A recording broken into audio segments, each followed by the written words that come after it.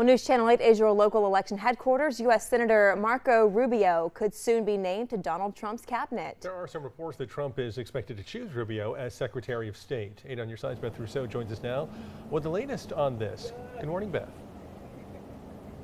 Hey, good morning. So some political analysts say that they believe this could be a super smart pick for the president-elect. Senator Marco Rubio was actually asked whether or not he would consider joining Trump's administration immediately after the election.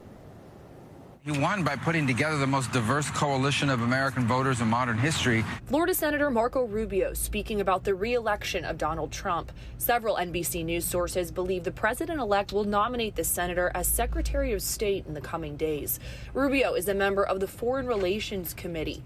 Foreign policy is an area where many Trump followers don't agree. I think the lesson here is that the primary identity of Americans is American. And his primary message was, I'm going to put the interests of Americans and America before anything else. Political analysts believe Senator Rubio is the middle ground, with ideals that are acceptable to Trump's hardcore political base while not isolating others or harming relationships with foreign allies. Listen, I'm in public service. I'm not trying to play quiet. I'm in public service. I like to serve our country.